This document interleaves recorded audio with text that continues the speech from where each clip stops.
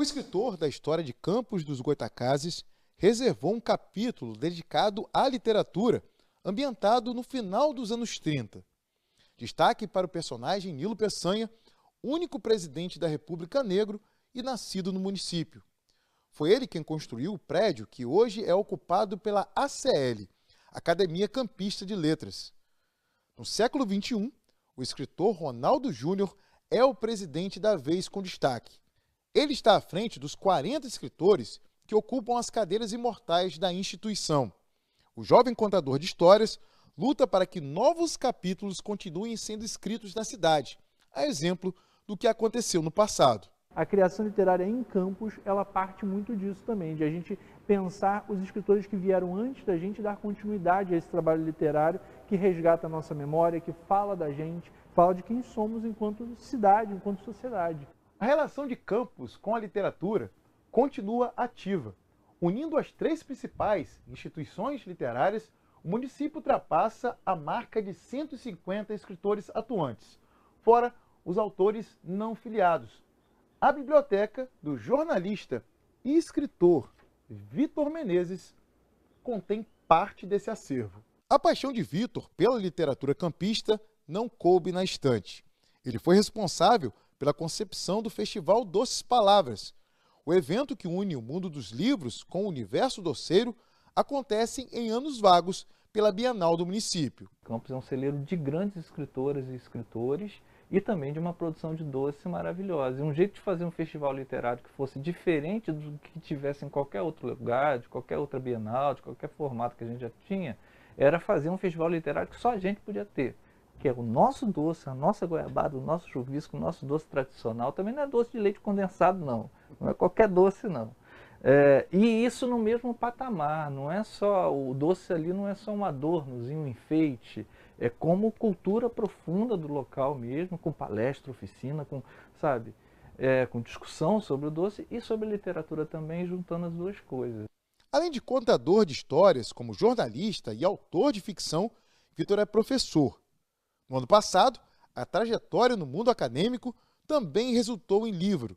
Parte da tese de doutorado dele é o último lançamento como escritor. Um livro que se chama Os Jornalistas Heróis no Cinema, que analisa 3 filmes, Todos os Homens do Presidente, Spotlight e O Abutre. Verifica como que os personagens jornalistas se comportam nessas tramas a partir desse ethos jornalístico, né? De o que está por trás das suas decisões, dos seus comportamentos, do que ele emana, o que ele quer passar. Entre os exemplares do acervo campista de Vitor está um dos 2 livros lançados pela também jornalista e escritora Paula Vigneron.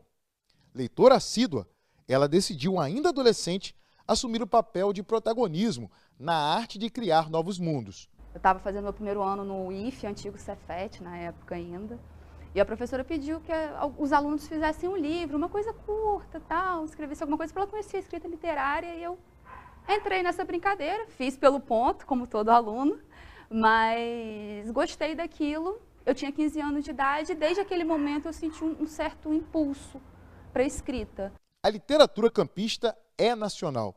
Um dos ocupantes da cadeira 31 da Academia Brasileira de Letras, José Cândido de Carvalho, alcançou esse posto ao escrever obras como O Coronel e o Lobisomem.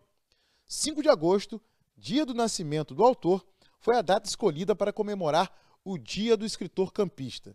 Vitor até escreveu uma prece para o imortal. Glorioso São José Cândido, peço que quando tudo me faltar, eu não esqueça a literatura. Dia 25 de julho é comemorado o Dia Nacional do Escritor. Em pleno século XXI, eles seguem surgindo, contando histórias, tentando encontrar a melhor palavra para explicar o mundo.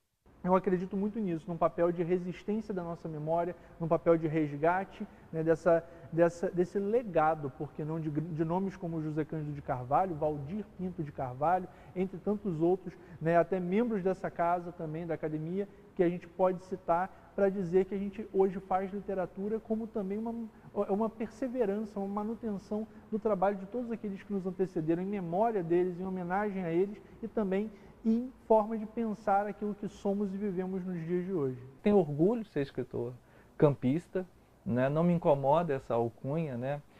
Às vezes alguns se incomodam porque eu sou mais universal, não me interessa essa etiqueta. Não, para mim dá orgulho ser um escritor campista. É uma necessidade que vem de dentro, não foi uma coisa pensada, planejada. Foi uma coisa que meio que guiada pelos fatos e pela emoção. De repente eu me vi, depois de uma experiência prática de sala de aula, com a necessidade de colocar para fora tudo aquilo que eu sentia por meio de histórias e personagens e cenários. Então eu acho que nasce na emoção, mais do que na razão.